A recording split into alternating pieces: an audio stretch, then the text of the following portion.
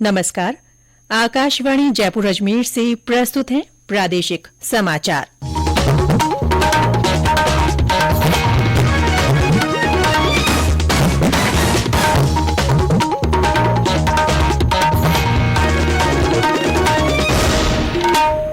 मुख्य समाचार।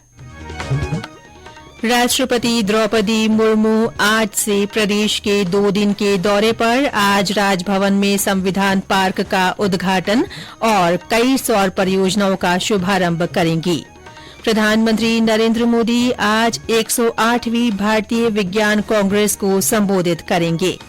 रेल मंत्री अश्विनी वैष्णव ने सूर्यनगरी एक्सप्रेस हादसे की उच्च स्तरीय जांच के निर्देश दिए। बाधित ट्रैक को दुरुस्त किया गया। और प्रदेश में शीतलहर और कुछ स्थानों पर अति शीतलहर से जनजीवन प्रभावित। आगामी 3-4 दिनों तक यही दौर बने रहने की संभावना।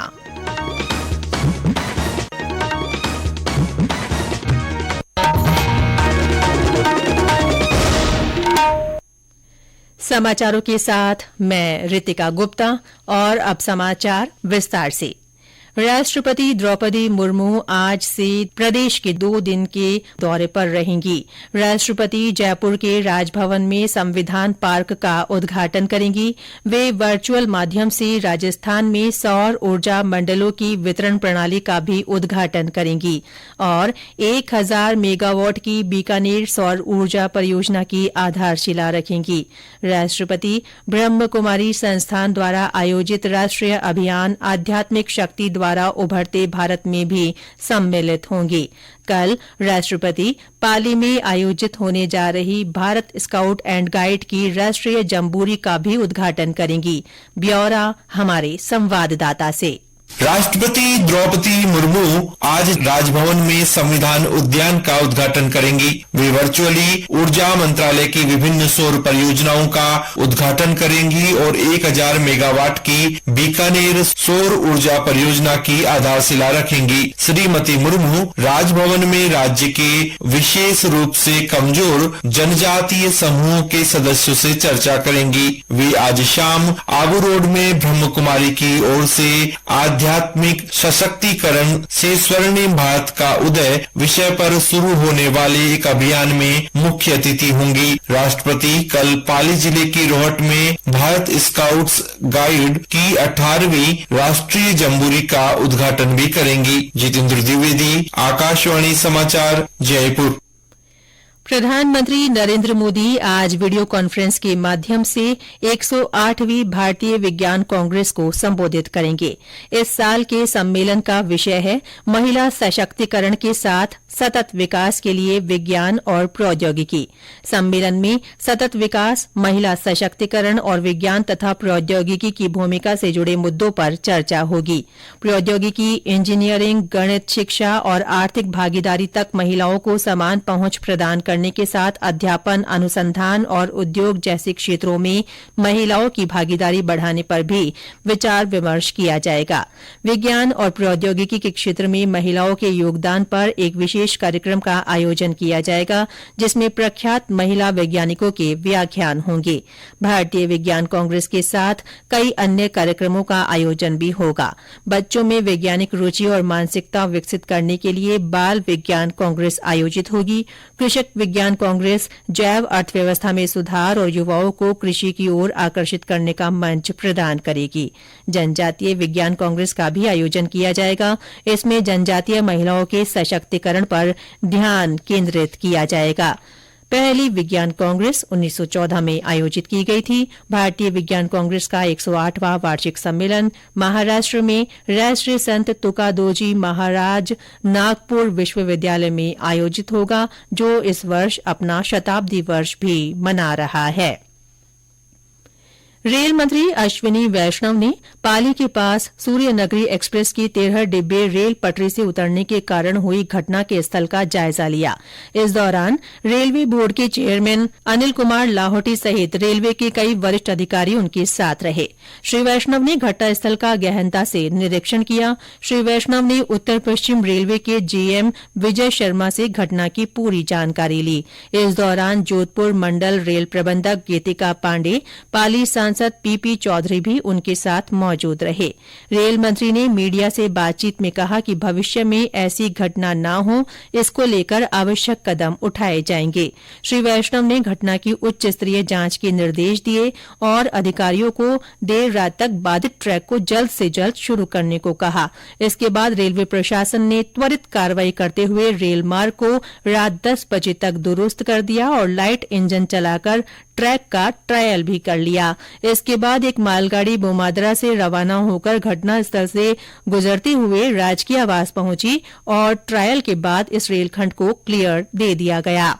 कल बांद्रा टर्मिनस जोधपुर सूर्यनगरी एक्सप्रेस के 13 डिब्बे जोधपुर मंडल के राजकीय आवास बोमादरा रेलखंड के बीच पटरी से उतर गए थे।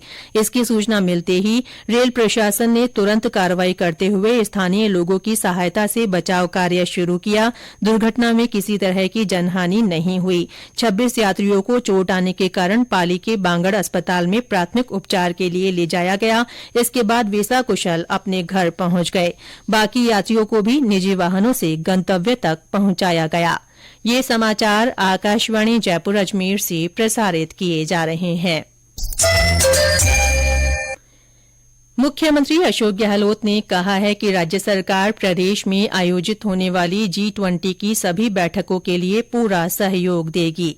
श्री गहलोत ने ये बात केंद्रीय श्रम और रोजगार सचिव आरती आहूजा से मुख्यमंत्री निवास पर हुई मुलाकात के दौरान कही। उन्होंने अधिकारियों को G20 रोजगार कार्य समूह की बैठक के दौरान उत्कृष्ट प्रबंधन के निर्देश भी दिए। केंद्रीय सचिव ने कल मुख्यमंत्री से प्रदेश के जोधपुर में 2 से 4 फरवरी तक आयोजित होने जा रही G20 के रोजगार कार्य समूह की बैठक में राज्य सरकार के सहयोग के संबंध में चर्चा की। उधर जोधपुर में होने वाली बैठक की तैयारियों को लेकर कल जिला कलेक्टर हिमांशु गुप्ता ने अधिकारियों को शहर में साफ सफाई, पारंपरिक साज सज्जा, रोशनी और सुरक्षा व्यवस्था को लेकर आपसी समन्वय के निर्देश दिए। केंद्रीय जल शक्ति मंत्री गजेंद्र सिंह शेखावत ने कहा है कि देश गुलामी की जंजीरें तोड़कर अब प्रगति के पथ पर चल पड़ा है। अब इसमें सभी वर्गों को अपना यथा योग्य योगदान देना होगा। उन्होंने कहा कि देश के विरुद्ध गतिविधियों के खिलाफ मुंह तोड़ जवाब भी देना होगा।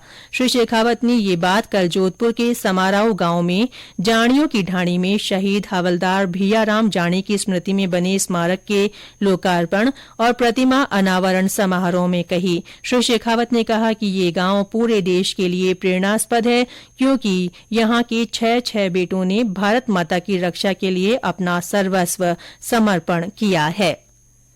अंतर्राष्ट्रीय मोटा अनाज वर्ष 2023 में आकाशवाणी समाचार जयपुर ने अपनी श्रोताओं को मोटा अनाज के प्रति जागरूक करने के लिए नई श्रृंखला शुरू की है। श्रोता व्हाट्सएप नंबर 9414052368 पर संदेश भेजकर बता सकते हैं कि वे अपने भोजन में मोटा अनाज जैसे ज्वार, बाजरा, रागी किस तरह शामिल करते हैं। श्रोता अपने संदेश लिखकर या रिकॉर्ड कर भेज सकते हैं। चुनिंदा संदेशों को समाचार बुलेटिन में प्रसारित किया जाएगा।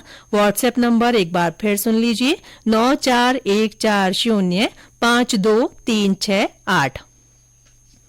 प्रदेश में शीतलहर और कुछ स्थानों पर अति शीतलहर चलने से जनजीवन अत्यधिक प्रभावित है। आगामी 3-4 दिनों तक ये दौर जारी रहेगा। मौसम विभाग के अनुसार इस दौरान शेखावाटी क्षेत्र के कुछ भागों में तापमान 0 डिग्री सेल्सियस के आसपास दर्ज होने की संभावना है। विभाग ने जयपुर और बीकानेर संभाग के कुछ स्थानों पर पाला पड़ने की भी संभावना जताई है। इस बीच सीकर के फतेहपुर में आज फिर पारा जमाव बिंदु के नीचे पहुंच गया। वहां न्यूनतम तापमान -1 डिग्री सेल्सियस रिकॉर्ड हुआ। आज सुबह राजधानी जयपुर सहित दौसा, भरतपुर, हनुमानगढ़, टोंक, चूरू, सीकर, सवाईमाधोपुर, करौली, बारां और भीलवाड़ा में घना कोहरा छाया रहा। कोहरे के कारण सड़क और रेल यातायात पर असर देखा गया। और अंत में मुख्य समाचार एक बार फिर। राष्ट्रपति द्रौपदी मुर्मू आज से प्रदेश के 2 दिन के दौरे पर रहेंगी। आज राजभवन में संविधान पार्क का उद्घाटन और प्रदेश में कई सौर ऊर्जा परियोजनाओं का शुभारंभ करेंगी। प्रधानमंत्री नरेंद्र मोदी आज 108वीं भारतीय विज्ञान कांग्रेस को संबोधित करेंगे। रेल मंत्री अश्विनी वैष्णव ने सूर्य नगरी एक्सप्रेस हादसे की उच्च स्तरीय जांच के निर्देश दिए हैं। बाधित ट्रैक को दुरुस्त कर दिया गया है। और प्रदेश में शीतलहर और कुछ स्थानों पर अति शीतलहर से जनजीवन प्रभावित हो रहा है। आगामी 3-4 दिनों तक यही दौर बने रहने की संभावना है। इसके साथ ही प्रादेशिक समाचार बुलेटिन समाप्त हुआ। नमस्कार।